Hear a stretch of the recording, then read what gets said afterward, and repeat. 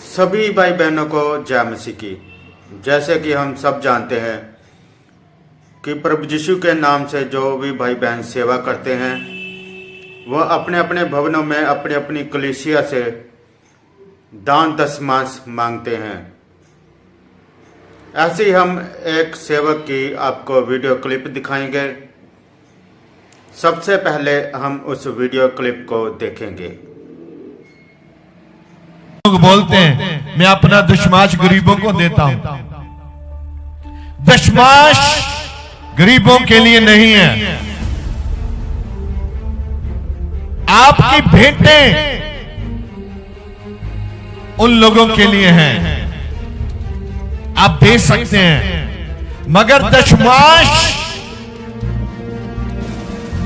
आप गरीबों के अगर अकाउंट में डालेंगे तो आपको उसकी ब्लेसिंग नहीं है। दशमांश यहोवा ने मांगा है, दशमांश यहोवा का है। अगर आप पृथ्वी से जो भी आपको मिलता है अगर उसका दशमांश आप यहोवा को नहीं देते तो आप बीमारियों में रहेंगे, मुसीबतों में रहेंगे, कर्जदार रहेंगे लोगों के। जैसे कि हमने इस वीडियो में देखा कि ये जो सेवक है बोल रहा है कि दशमांश जो है गरीबों के लिए नहीं है, दशमांश जो है वो यहोवा परमेश्वर का है।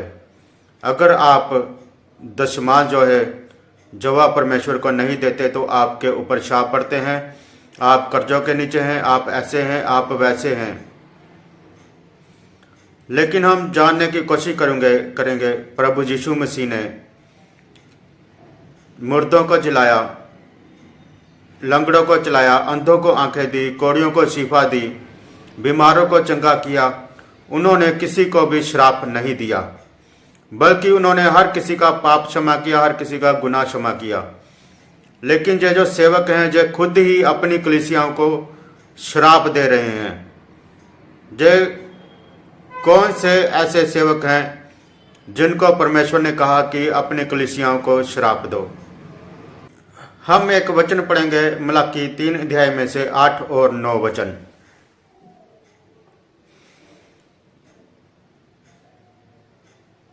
क्या मनुष्य क्या परमेश्वर को धोखा दे सकता है?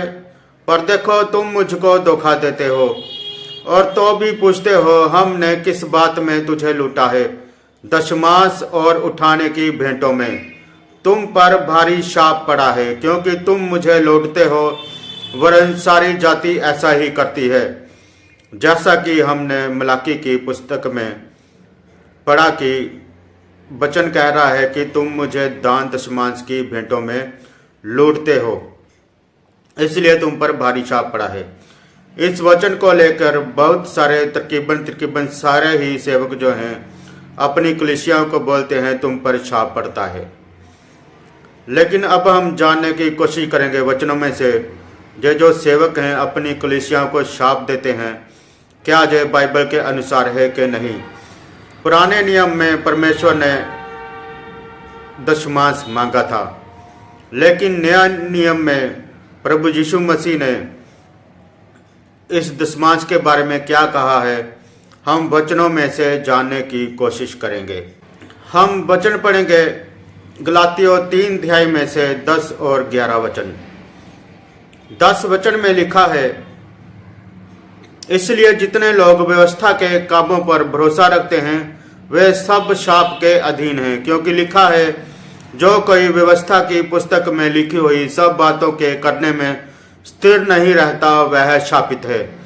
इस वचन में हमने जाना कि लिखा है जो कोई व्यवस्था की पुस्तक में भरोसा रखते हैं वे सब शाप के अधीन हैं, क्योंकि कोई भी ऐसा इंसान नहीं जिसने कोई भी गलती ना की हो, कोई भी पाप ना किया हो, या कोई भी ऐसा काम नहीं है जो वचन के विरुद्ध उन्होंने ना किया हो। इसलिए परमेश्वर का वचन क्या कहता है, जो व्यवस्था के अधीन है और व्यवस्था की पुस्तक में लिखी हुई सब बातों को करने में स्थिर नहीं रहता वह शापित है। इसलिए जो दशमांश को मांगते हैं और जो दशमांश देने में दिलचस्पी रखते हैं वो सब लोग वचन के अनुसार सब श्रापित हैं। अभी हम इसी अध्याय में से 11 वचन में पढ़ेंगे। पर यह बात प्रकट है कि व्यवस्था के द्वारा परमेश्वर के जहाँ कोई धर्मी नहीं ठहरता। इस वचन में साफ साफ लिखा है कि व्यवस्था के द्वारा परमेश्वर के जहाँ कोई धर्मी नहीं ठहरता, क्योंकि धर्मी जन विश्वास से जीवित रहेगा। जहां पर प्रभु यीशु मसीह ने उस वचन को, उस आज्ञा को खत्म कर दिया था, अब प्रभु यीशु मसीह ने क्या कहा? क्योंकि धर्मी जन विश्वास से जीवित रहेगा। अगर आपका विश्वास प्रभु यीशु मसीह पर है तो आपके व्यवस्था के कामों के अधीन नहीं है। इसलिए जब आपका विश्वास प्रभु यीशु मसीह पर आ गया तो आपको व्यवस्था के कामों पर चलने की कोई भी जरूरत नहीं है, क्योंकि प्रभु यीशु मसीह ने उन व्यवस्था के कामों को सिरे से नकार दिया था और उन्होंने नई आज्ञा दी कि जो कोई विश्वास करेगा वो उद्धार पाएगा। प्रभु यीशु मसीह ने ऐसा कुछ भी नहीं कहा कि जो दान दशमांश देगा उसका उद्धार होगा, उसके ऊपर शाप नहीं पड़ेगा। प्रभु यीशु मसीह ने क्या कहा? जो कोई विश्वास करेगा वह उद्धार पाएगा। जहां पर भी लिखा है क्योंकि धर्मी जन विश्वास से जीवित रहेगा। अभी हम वचन पढ़ेंगे प्रेरितों के काम 4 अध्याय में से 34 और 35 वचन। 34 वचन में लिखा है, उनमें कोई भी दरिद्र ना था, क्योंकि जिनके पास भूमि या घर थे वे उनको बेच बेच कर बिकी हुई वस्तुओं का दाम लाते और उसे प्रेरितों के पांव पर रखते थे। इस वचन में क्या लिखा है कि उनमें कोई भी दरिद्र नहीं था, कोई भी गरीब नहीं था, क्योंकि जिनके पास भी भूमि थी या घर थे या संपत्ति थी वो उनको बेच बेच कर बिकी हुई वस्तुओं का दाम लाते और उसे प्रेरितों के पांव पर रखते थे। इस वचन में भी साफ बताया गया है कि जिनके पास भूमि थी, संपत्ति थी, वो बेच बेच कर प्रेरितों के पांव के पास रख दिया देते थे और उनको वो जितने भी पैसे मिलते थे सब प्रेरितों को दे दिया करते थे। अभी हम 35 वचन में पढ़ेंगे, और जैसी जिसे आवश्यकता होती थी उसे के अनुसार हर एक को बांट दिया करते थे।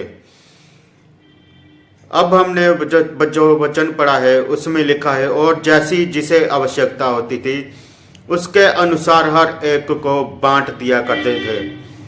लेकिन ये जो सेवक हैं, क्या जो दशमांश लेते हैं गरीबों को बांटते हैं? जे कहते हैं जो दशमांश है वो गरीबों के लिए नहीं है, जो दशमांश है सेवकों के लिए भी नहीं है। जब प्रेरितों के पास बहुत सारे विश्वासी अपनी संपत्तियों को बेचकर लाते थे तो वो उन विश्वासियों को जिनको जरूरत होती थी, जैसी आवश्यकता होती थी उसके अनुसार हर एक को बांट दिया करते थे। लेकिन जो सेवक हैं, जो तो खुद ही खा रहे हैं और अपनी अपनी बिल्डिंगें बना रहे हैं और अपने अपने महंगे महंगे घर बना रहे हैं, महंगी महंगियां गाड़ियां ले रहे हैं और अपनी ऐश प्रस्ती कर रहे हैं। लेकिन जहां वचन में लिखा है कि और जिसे आवश्यकता होती थी उसके अनुसार उसको बांट दिया करते थे। अभी हम वचन पढ़ेंगे मत्ती 19 अध्याय में से 21 वचन। इस वचन में लिखा है, यीशु ने उससे कहा, यदि तू सिद्ध होना चाहता है तो जा अपना माल बेचकर कंगालों को दे और तुझे स्वर्ग में धन मिलेगा और आकर मेरे पीछे हो ले। इस वचन को हम दोबारा फिर से पढ़ेंगे। यीशु ने उससे कहा, यदि तू सिद्ध होना चाहता है तो जा अपना माल बेचकर कंगालों को दे और तुझे स्वर्ग में धन मिलेगा और आकर मेरे पीछे हो ले। जहां पर भी प्रभु यीशु मसीह ने एक अमीर व्यक्ति से कहा, अपना माल बेचकर कंगालों को दे और तुझे स्वर्ग में धन मिलेगा। लेकिन जो सेवक है, जो कह रहा है कि आपका दशमांश जो है वो गरीबों के लिए नहीं है। लेकिन प्रभु यीशु मसीह ने क्या कहा? तू अपना माल बेचकर कंगालों को दे और तुझे स्वर्ग में धन मिलेगा। जो सेवक हैं, जे इस वचन को झुठला रहे हैं कि दशमांश जो है वो गरीबों के लिए नहीं है, लेकिन जहाँ पर जो प्रभु यीशु मसीह ने खुद कहा कि अपना माल बेचकर कंगालों को दे, हमें कंगालों को की सहायता करनी है। प्रेरितों ने भी जिनके पास संपत्ति बेच बेच कर लोग पैसे लाते थे, वो जिनको जैसी आवश्यकता होती थी उनको दे दिया करते थे। अभी हम वचन पढ़ेंगे दूसरा कुरिन्थियों 8 अध्याय में से 12 वचन। क्योंकि यदि मन की तैयारी हो तो दान उसके अनुसार ग्रहण भी होता है, जो उसके पास है, ना कि उसके अनुसार जो उसके पास नहीं है। इस वचन में भी लिखा है कि जो भी किसी को भी दान देना है वो मन की तैयारी के अनुसार देना है, अपनी इच्छा के अनुसार देना है, उसके अनुसार वह ग्रहण भी होता है जो उसके पास है, ना कि उसके अनुसार जो उसके पास नहीं है। अगर आप कर्जे ले लेकर, उधार ले लेकर अपने सेवकों को दान दे रहे हैं, दशमांश दे रहे हैं, तो वचन में लिखा है वो ग्रहण नहीं किया जाएगा। वो दशमांश जो है वो परमेश्वर को ग्रहण नहीं होगा। वचन में साफ साफ लिखा है यदि मन की तैयारी हो, यदि आपकी इच्छा है तो वैसे ही आप दान दें, वही ग्रहण किया जाएगा जो उसके पास है, ना कि उसके अनुसार जो आपके पास नहीं। आप कर्जे लेकर अपने सेवकों को दशमांश दे रहे हैं, दान दे रहे हैं, वो ग्रहण नहीं किया जाएगा। 13 वचन में लिखा है यह नहीं कि दूसरों को चैन मिले और तुमको क्लेश मिले। इस वचन में साफ साफ लिखा है कि ऐसा नहीं कि आप कर्जे ले लेकर जिनको दशमांश दे रहे हैं उनको चैन मिले और आपको क्लेश मिले, और महीने बाद आप कहें हमने जो कर्जा उठाया था उसको ब्याज देना है, हमने जो कर्जा उठाया था उसके पैसे वापस करने हैं। इस तरह से आप क्लेश भुगत रहे हैं। वो दान दशमांश आपका परमेश्वर को ग्रहण नहीं होगा। इसलिए जैसा आपके मन में है, जो भी आपके पास है, उसमें से आप दान दशमांश दे सकते हैं, लेकिन दान दशमांश भी आप उनको दें जैसे कि हमने पिछले वचनों में पढ़ा कि वो अब जिनको जैसी आवश्यकता होती थी उनको बांट दिया करते थे। अभी हम एक और वचन पढ़ेंगे, पहला थिस्सलुनीकियों 2 अध्याय उसमें से 9 वचन। वचन में लिखा है क्योंकि हे भाइयों तुम हमारे परिश्रम और कष्ट को स्मरण रखते हो। हमने इसलिए रात दिन काम धंधा करते हुए तुम में परमेश्वर का सुसमाचार सुनाया कि तुम में किसी पर भार ना हो। जय वचन जब पौलुस लिखता है वो अपने भाइयों को कहता है कि हमारे परिश्रम और कष्ट को स्मरण रखते हो। हमने इसलिए रात दिन काम धंधा करते हुए तुम में परमेश्वर का सुसमाचार प्रचार किया। पौलुस ने भी बहुत सारी कलीसियाएं स्थापित की, बहुत जगहों पर जाकर परमेश्वर का वचन सुनाया, बहुतों को परमेश्वर के राज्य के लिए तैयार किया। लेकिन जो भी उसकी जरूरतें थी, जो भी उसको आवश्यकता होती थी, वो कह रहा है कि हमने इसलिए रात दिन काम धंधा करते हुए तुम में परमेश्वर का सुसमाचार का प्रचार किया कि तुम में से किसी पर भार ना हो। इस सेवक ने अपने आप को किसी के ऊपर भी भार नहीं देने दिया। उसने अपनी जो भी आवश्यकताएं होती थी खुद काम कर करके उनको पूरा किया, और जैसे काम धंधा करते हुए उसने परमेश्वर के सुसमाचार को प्रचार किया। क्या आज के सेवक हैं जो खुद काम करके दूसरों की सेवा कर रहे हैं, परमेश्वर का प्रचार कर रहे हैं? इन्होंने तो दान दशमांश मांग मांग कर अपनी कलीसियाओं को बहुत प्रताड़ित किया हुआ है, बहुत दुखी किया हुआ है। लेकिन ये जो सेवक है, जो भी परमेश्वर का प्रिय सेवक था पौलुस, जो खुद कह रहा है कि हमने काम धंधा करते हुए, रात दिन काम करते हुए परमेश्वर के सुसमाचार का प्रचार किया। लेकिन ये सेवक तो अपने हाथों से कोई भी काम करना चाहते ही नहीं, बस ये दान दशमांश खा खा कर अपना और अपने परिवार वालों का पेट पालना चाहते हैं, और महंगी महंगी गाड़ियों में घूमना चाहते हैं, अपने बड़े बड़े भवन बनाना चाहते हैं, अपने बड़े बड़े घर बनाना चाहते हैं, वो भी दूसरों के पैसे से। और कहते हैं कि ये दान दशमांश जो है जो यहोवा परमेश्वर का है। अभी हम वचन पढ़ेंगे दूसरा थिस्सलुनीकियों 3 अध्याय में से 7 वचन। क्योंकि तुम आप जानते हो किस रीति से हमारी सी चाल चलनी चाहिए, क्योंकि हम तुम्हारे बीच में अनुचित चाल ना चलें। इस वचन में लिखा है कि तुम जानते हो कि पौलुस कहता है हम किस रीति चाल चले, तुम्हें भी हमारी रीति सी चाल चलनी चाहिए, क्योंकि हम तुम्हारे बीच में अनुचित चाल ना चलें। पौलुस ने भी अपनी कलीसियाओं से दान दशमांश अपने लिए नहीं मांगा, और वो कह रहा है कि जैसे हम चलते हैं वैसे ही तुम भी चलो। 8 वचन में लिखा है, और किसी को की रोटी मुफ्त में ना खाई। पौलुस कह रहा है कि हमने किसी की भी रोटी मुफ्त ना खाई, पर परिश्रम और कष्ट से रात दिन काम धंधा करते थे कि तुम में किसी पर भार ना हो। जहां पर भी पौलुस कहता है कि हमने किसी की रोटी मुफ्त नहीं खाई, पर काम करके कष्ट से रात दिन काम धंधा करते हुए, ताकि तुम में किसी पर भी भार ना हो। जय सेवक तो दूसरों पर भार डाल डाल कर दान भी मांग रहे हैं और दशमांश मांग रहे हैं। 9 वचन में लिखा है, यह नहीं कि हमें अधिकार नहीं, पर इसलिए कि अपने आप को तुम्हारे लिए आदर्श ठहराएं कि तुम हमारी सी चाल चलो। पौलुस ने कहा कि जय ऐसा नहीं है कि हमें अधिकार नहीं, लेकिन हम इसलिए नहीं मांगते क्योंकि आगे जाकर जो प्रचलन शुरू ना हो जाए, लेकिन उसने इसलिए ऐसा किया कि हम तुम्हारे लिए आदर्श ठहरें कि तुम हमारी सी चाल चलो।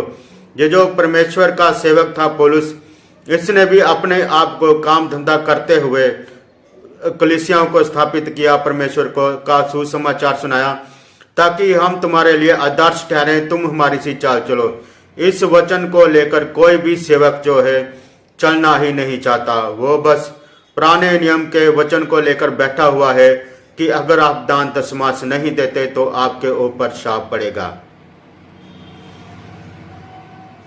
10 वचन में लिखा है, क्योंकि जब हम तुम्हारे जहां थे तब भी यह आज्ञा तुम्हें देते थे कि यदि कोई काम करना ना चाहे तो खाने भी ना पाए।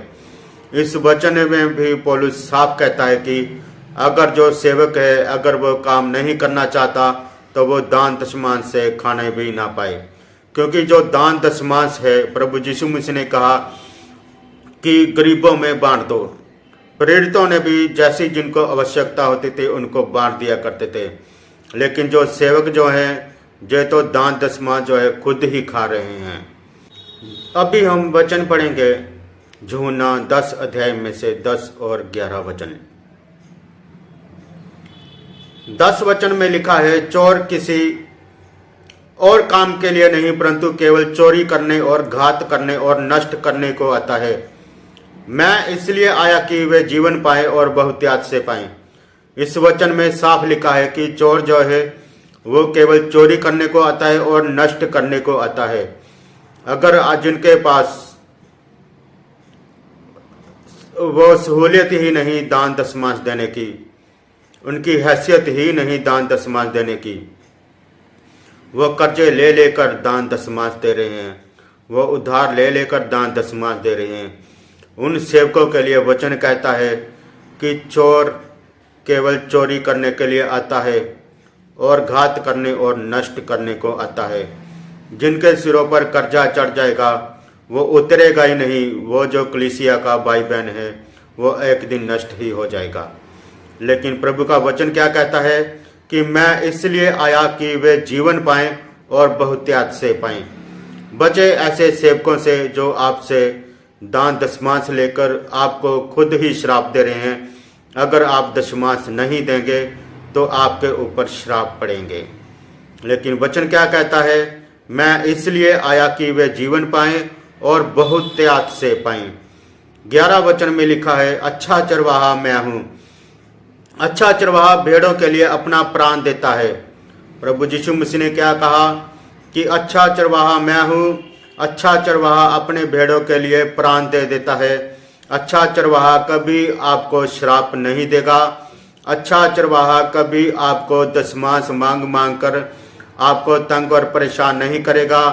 अच्छा चरवाहा कभी नहीं चाहेगा कि आप कर्जे ले लेकर दशमांश दें। कर्जे ले लेकर दान दें, कर्जे ले लेकर वो आप तो परेशान हो जाएं, तंगी में पड़ जाएं, कर्जों में डूब जाएं और उनको चैन मिले। लेकिन वचन क्या कहता है कि अच्छा चरवाहा वो है जो भेड़ों के लिए अपना प्राण दे देता है। अभी हम इसी सेवक की एक और वीडियो क्लिप देखेंगे जिसमें इन्होंने जब दान लिया, दशमांश लिया, भेंटें ली, उस दशमांश का ये लोग क्या कर रहे हैं हम देखेंगे इस वीडियो क्लिप में कि कैसे जो सेवक हैं बाहर घूम रहे हैं, बाहर देशों में जाकर घूम रहे हैं, दशमांश से और दान से वो कैसे अपने आप को महिमा भी दिला रहे हैं और बाहर देशों में घूम घूम कर अपना एंजॉयमेंट कर रहे हैं। कीमत कराएं अदा। इस वीडियो क्लिप को दिखाने में हमें कुछ कॉपीराइट का इशू आ रहा था, इसलिए हम आपको इस वीडियो के कुछ स्क्रीनशॉट दिखाएंगे जिससे आप समझ सकते हैं कि ये कहां पर घूम रहे हैं।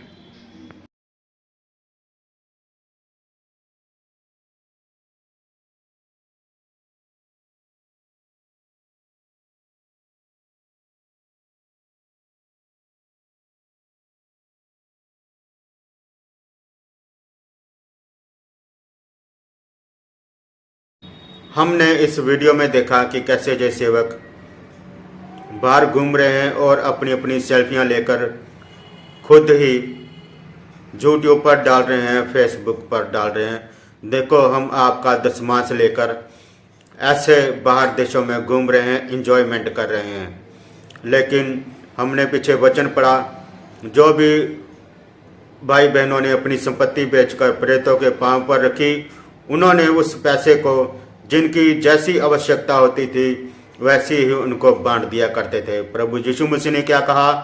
अच्छा चरवाहा मैं हूँ, अच्छा चरवाहा अपने भेड़ों के लिए अपना प्राण देता है। अगर आपका सेवक जो है आपका ही प्राण ले रहा है तो वो अच्छा सेवक नहीं है। केवल प्रभु यीशु मसीह ही अच्छा चरवाहा है। इसलिए अपना विश्वास अच्छे चरवाहे पर लाएं, प्रभु यीशु मसीह पर लाएं, किसी सेवक पर नहीं। कोई सेवक आपका उद्धार नहीं कर सकता, वो केवल आपका दान दशमांश ही खाएगा, वो आपको केवल श्राप ही देगा। वो खुद कह रहा है कि जो दशमांश जो है आप भवनों में नहीं लेकर आते तो आपके ऊपर श्राप पड़ेगा। प्रभु यीशु मसीह ने कहा मैं अपनी भेड़ों के लिए अपना प्राण देता हूँ, लेकिन ये जो सेवक हैं ये तो अपनी कलीसियाओं के ऊपर खुद ही श्राप भेज रहे हैं। बचे ऐसे सेवकों से, बचे ऐसी शिक्षा से। सबको जय मसीह की।